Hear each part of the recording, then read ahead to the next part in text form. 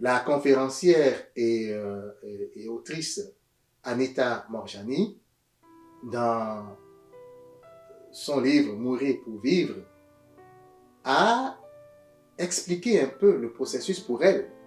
Elle s'est rendue compte, dans son EMI, elle s'est rendue compte que les petites peurs étaient à l'origine de son cancer.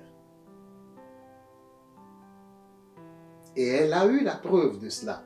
Elle a consulté, je pense, 2 ou 3 oncologues qui se sont penchés sur son cas et qui ont démontré qu'effectivement c'était ça. Les petites peurs sont à l'origine des grandes maladies.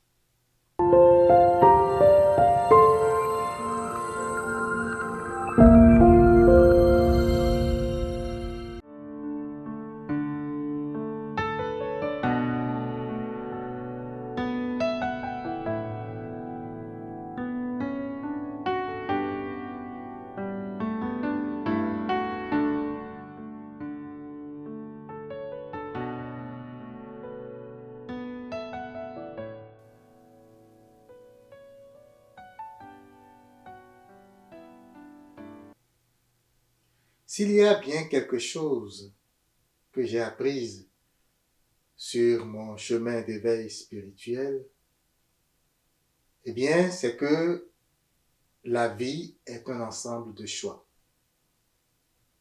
Les décisions, les choix sont omniprésents dans notre quotidien. C'est vrai, on peut ne pas en être conscient et c'est tout à fait normal parce que pour bien de gens, lorsqu'on parle de choix, il s'agit de choix explicites, c'est-à-dire de paroles données, paroles proclamées. On va entendre dire, ben non, je n'ai pas fait ce choix, je n'ai jamais dit ça. Mais laissez-moi vous dire que le choix, eh bien, part de la pensée. Vous vous rappelez, le Christ a dit, ben, on vous a dit que l'adultère, c'est un acte. Eh bien, moi, je vous dis, si déjà vous pensez à la femme de l'autre, si déjà en pensée vous désirez, c'est que vous avez déjà commis l'adultère. Et donc, cela veut dire quoi? Cela veut dire que tous les choix que nous faisons partent d'une certaine pensée.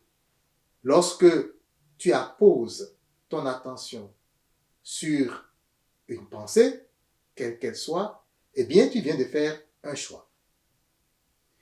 Et donc, tous les choix que nous faisons, du matin au soir, quelle qu'en soit la situation, ont pour base soit l'amour ou la peur. Ça aussi, on n'en est que très peu conscient. Lorsque je décide d'aller à gauche ou d'aller à droite, eh bien, la décision que je prends, le choix que je fais, dépend de comment je me sens. Et comment je me sens dépend de ce que j'ai dans mon cœur. Est-ce que c'est l'amour en ce moment-là quand je parle qui prédomine ou c'est la peur qui prédomine? Alors, la question que je vous pose au début de cet exposé, c'est: as-tu déjà pris conscience de la densité de tes choix? Est-ce que, à un moment donné, tu t'es déjà posé la question de savoir, mais qu'est-ce qui m'a poussé à faire tel ou tel choix? Vous savez, dans le monde absolu, dans le monde spirituel, dans le monde de Dieu, eh bien, l'amour est tout. Donc, il n'y a rien d'autre que l'amour. Et nous avons plusieurs maîtres spirituels qui nous ont révélé. Nous avons tout récemment plusieurs personnes, des milliers de personnes qui font le saut dans l'au-delà, un saut bref et temporaire qu'on appelle expérience de mort imminente, et qui reviennent pour confirmer ce fait que oui, il y a de la vie dans l'au-delà et que tout est amour. Mais dans notre réalité terrestre, dans ce monde physique, nous vivons dans la dualité. Donc, Pour faire l'expérience de l'amour, nous avons besoin de quelque chose qui est opposé à l'amour. Et c'est ça la peur. Et donc, que nos décisions soient empreintes de peur, que des situations nous fassent peur, ce n'est pas anormal. Ce n'est pas anodin non plus. C'est très normal. Ce qu'il faut, c'est de prendre conscience, c'est de discerner, c'est de se dire, eh bien, ce que je viens de penser, ou ce que je viens de décider, ou le choix que je viens de faire, est-il basé sur l'amour ou est-il basé sur la peur? Comment parvenir à discerner? C'est très simple.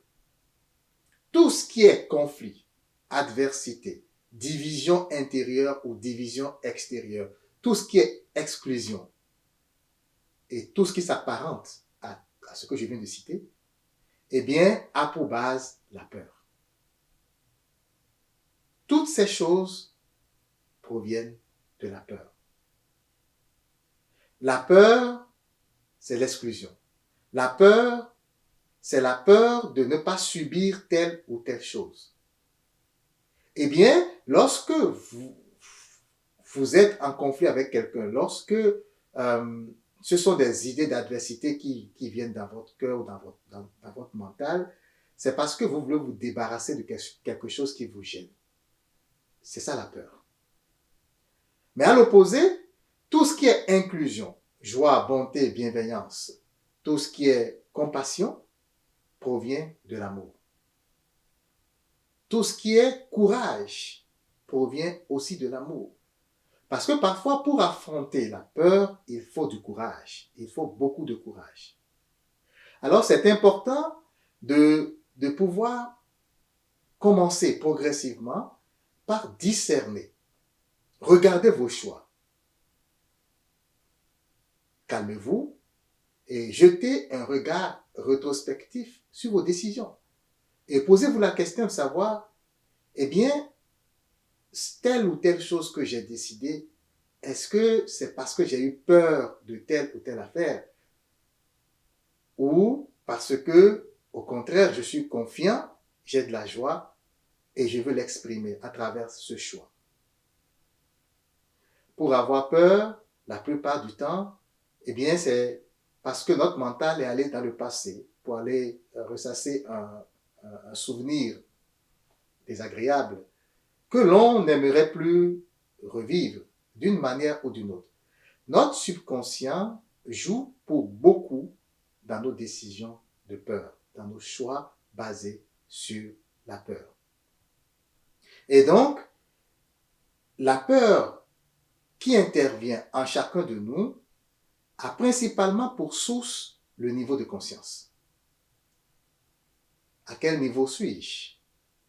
Comment est-ce que je me perçois? Pour moi, qui suis-je? Quel est mon niveau de réalisation de soi? Est-ce que je me vois encore comme un corps qui abrite une âme? Ou suis-je passé à l'inverse, une âme qui s'incarne dans un corps? Toute la différence, chers frères et sœurs, est à ce niveau. C'est normal, quand je n'ai pas encore réalisé la vraie nature de ce que je suis, que j'ai peur. C'est tout à fait logique, parce que la peur, en ce moment, a pour origine la crainte de perte de ma propre personne, de ma propre conscience. Pour moi, c'est que, oui, j'ai peur simplement parce que je me dis, si quelque chose m'arrive, si je perds la vie, ou si je dois me mettre dans une souffrance, si je dois subir une souffrance, ça peut aller jusqu'à me rendre malade. En fait, ultimement, c'est la perte de ma propre personne qui est la cause ou qui me pousse à pouvoir prendre des décisions qui sont basées sur la peur. Le Christ dit, ne craignez pas ceux qui peuvent tuer le corps et ne peuvent pas tuer l'âme. C'est parce qu'il a réalisé que la plupart des peurs des hommes, c'est la peur de la mort, c'est la peur de la perte de son corps. Étant donné qu'on n'a pas la foi dans l'au-delà. On ne sait pas qu'est-ce qui se passe là-bas. On n'a aucune conviction, même si à tout bout de champ, on répète, je crois en la vie éternelle, je crois au paradis, etc. Ce ne sont que des proclamations. On l'a déjà vu. Mais si on va plus en profondeur et que vous discutez avec quelqu'un,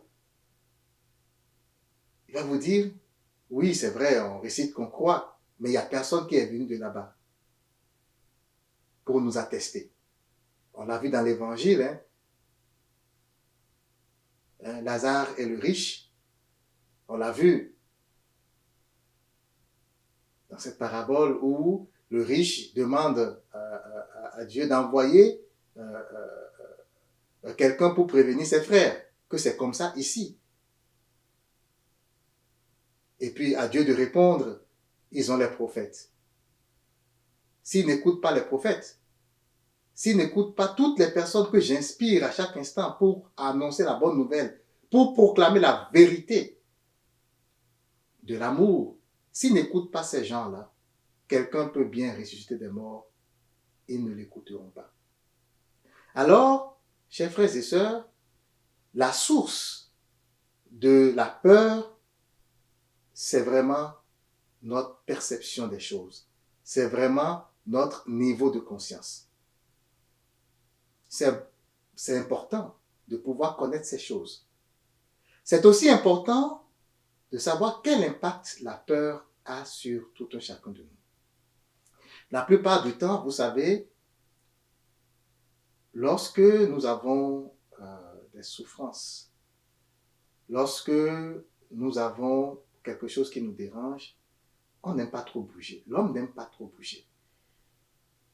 À moins d'être agacé, à moins d'aller jusqu'au bout de la souffrance, à moins de dire je n'en peux plus, ce qui le pousse à se poser des questions, ce qui le pousse et dérange son confort, à moins d'un état pareil, l'homme se plaît dans sa position spirituelle. Pour lui, c'est vraiment pas grave d'avoir de petites peurs. C'est pas grave tant que ma vie n'est pas menacée à proprement parler, ce n'est pas grave. Mais laissez-moi vous donner quelques conséquences de la peur. La peur limite l'âme. Lorsque vous avez peur, vous êtes en opposition à ce que vous êtes réellement. Lorsque vous avez peur, vous êtes dans une position qui est opposée à celle de l'âme. Or, l'âme, c'est ce que vous êtes. Alors, lorsque vous avez peur, c'est un aveu de petitesse d'esprit. L'esprit étant petit lorsqu'il est loin de l'âme et grand lorsqu'il est proche de l'âme.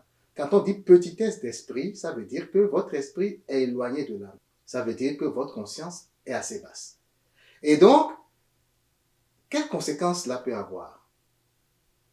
Lorsque vous avez peur, vous dites à l'âme, tu es limité. Vous dites, je ne suis pas capable. Or, l'âme est parfaite.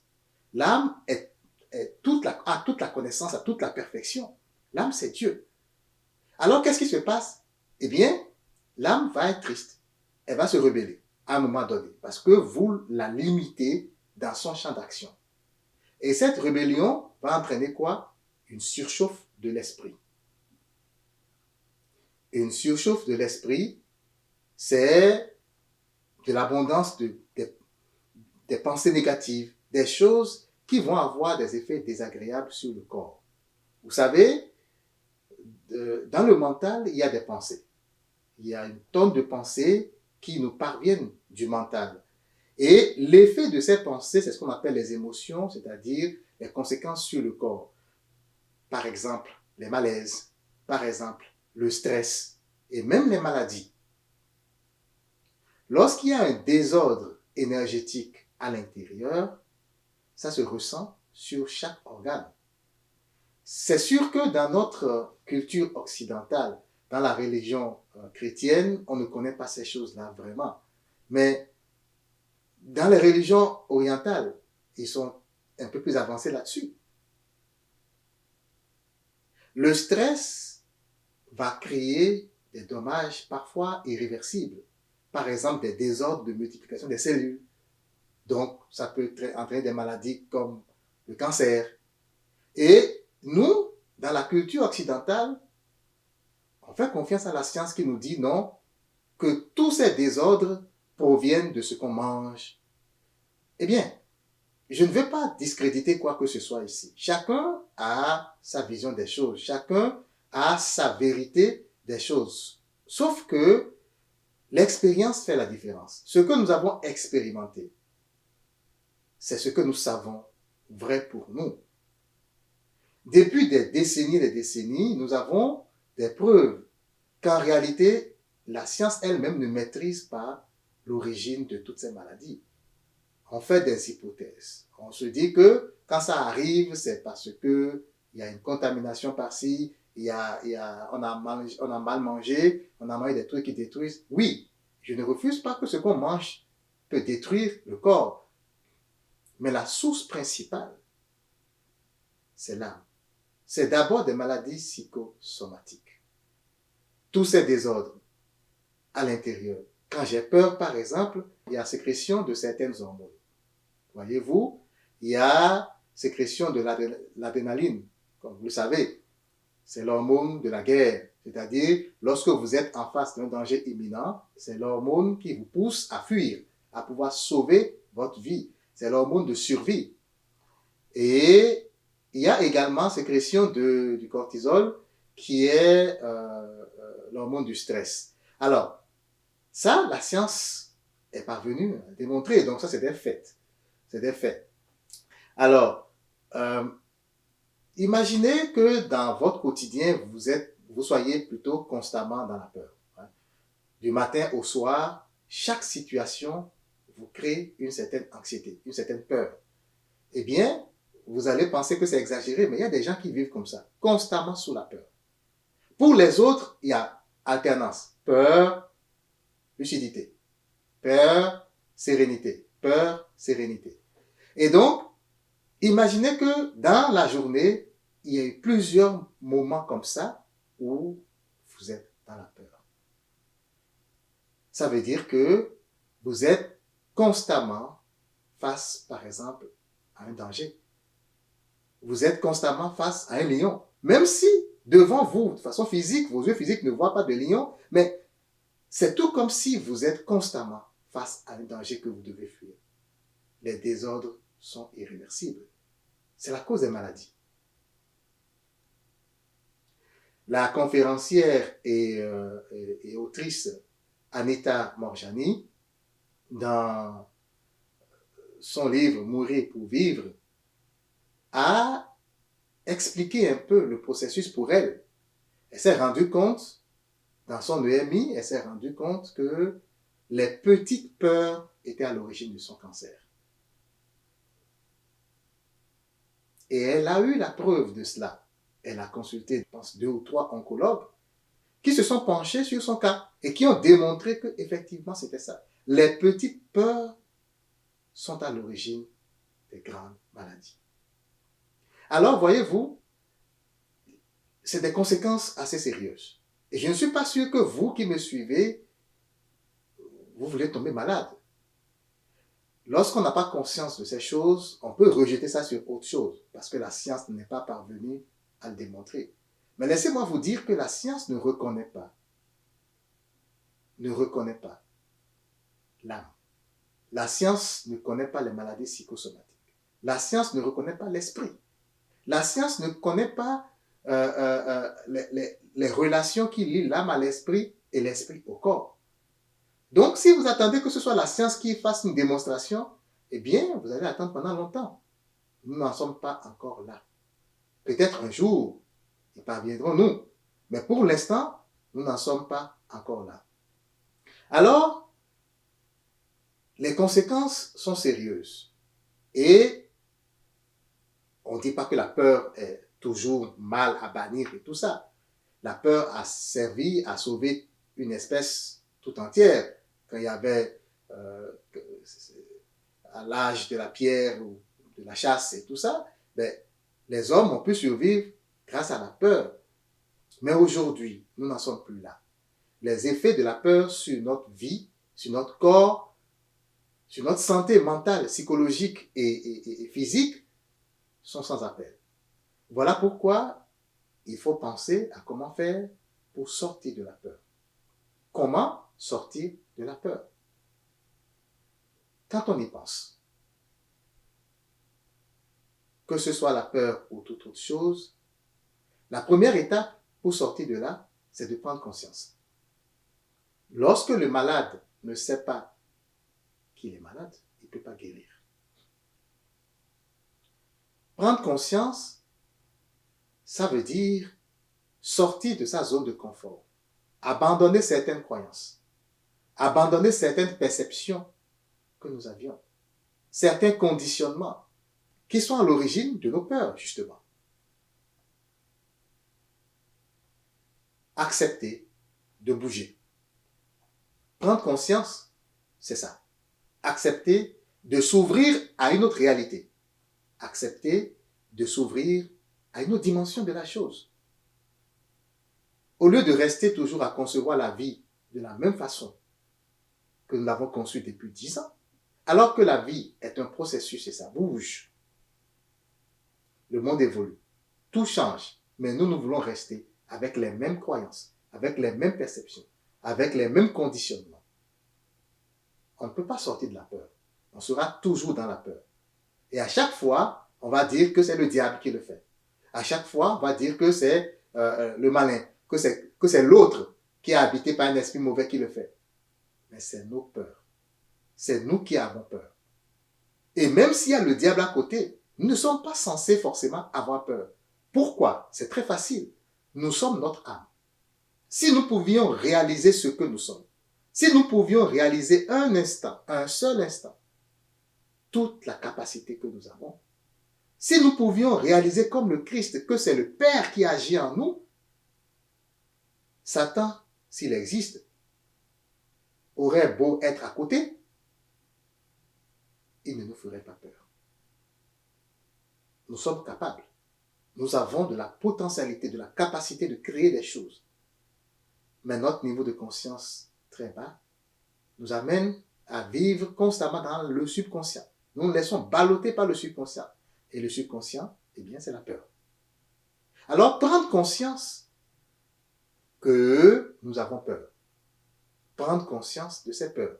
Prendre conscience de la manière dont nous faisons les choix. Prendre conscience de ce qui sous-tend nos choix et nos décisions. Et lorsque j'ai pris conscience, eh bien, la solution, c'est d'affronter. À chaque fois que la situation se pose ou se présente à moi, tout ce que j'ai à faire, c'est me laisser aller, progressivement. Par exemple, si vous avez peur d'un chien, par exemple, eh bien, c'est commencer par jouer avec des petits chiens. C'est expérimenter. Si vous avez peur, par exemple, de passer sous une échelle qui est disposée par des gens de construction, eh bien, lorsque vous voyez l'échelle, c'est de prendre votre courage à deux mains et de dire, je passe en dessous. Tout ce qui est phobie, vous devez pouvoir les affronter. C'est la seule solution. Parce que les affronter, c'est vous redonner le courage, vous redonner la confiance. C'est dire à l'esprit, eh bien, vois-tu, tu es capable d'y arriver. Eh bien, vois-tu, tu es plus grand que ça. Te rends-tu compte de ta capacité? Tu es capable d'y arriver. Ça, c'est quelque chose que vous devez faire vous-même. Chacun doit le faire lui-même. Personne ne peut vous aider à sortir la peur de votre vie. On peut vous donner des conseils, mais ultimement, c'est vous-même qui devez prendre la décision de vous lever et de vous mettre en marche sur le chemin de l'éveil.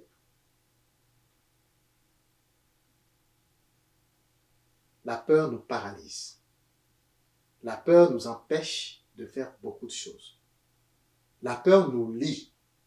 Lorsque quelqu'un sait que vous avez peur, alors vous devenez son esclave. Il peut vous manipuler. Il suffit de vous faire peur. Et alors, il peut avoir tout ce qu'il désire de vous. mais l'âme est libre. Vous êtes des gens libres. Vous êtes des êtres de lumière. Vous êtes des êtres parfaits. Si vous vous laissez balloter par le monde, c'est parce que vous ne savez pas qui vous êtes. Alors, à partir d'aujourd'hui, j'espère que vous allez voir l'importance de commencer à scruter ces choix, ces décisions pour savoir est-ce que c'est basé sur la peur ou c'est basé sur l'amour. Ce que vous êtes, c'est l'amour. Dans votre essence profonde, chacun est l'amour.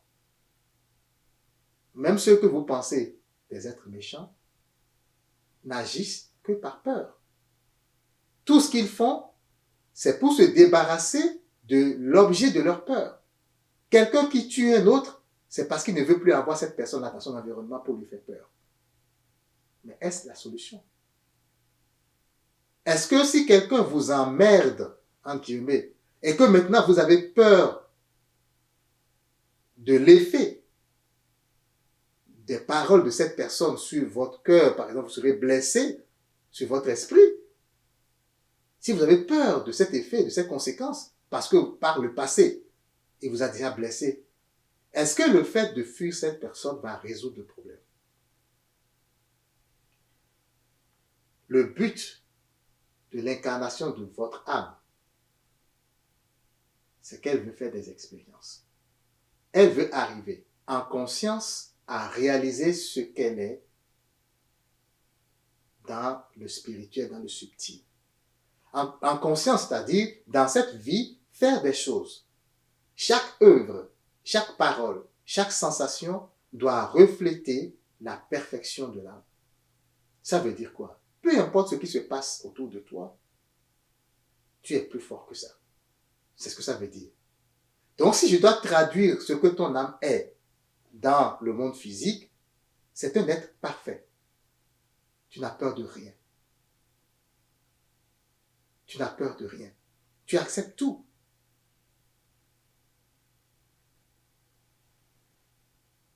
Au final, c'est le Christ qui a raison.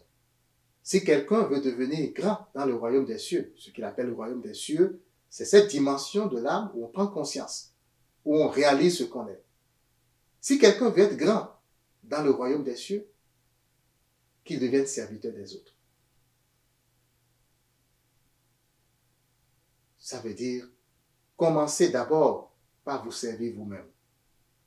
C'est-à-dire, reconnaître qui vous êtes. Et vous aurez la force de ne plus avoir peur des autres et de tout ce qui vous entoure. Vous aurez la force de réaliser la potentialité, la capacité. La potentialité, la capacité que Dieu vous a donnée en étant une partie de lui.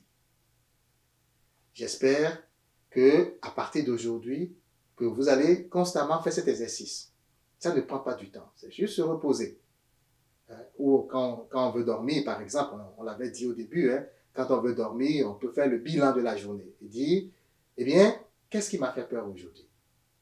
Quelle décision j'ai prise aujourd'hui en me basant sur la peur, sur mes peurs? Et quelles sont ces peurs?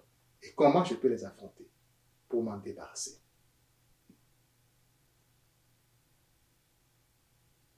Voilà en substance ce que j'avais à partager avec vous dans cet enseignement. Que la lumière du ciel vous accompagne, nous accompagne sur ce chemin d'éveil spirituel.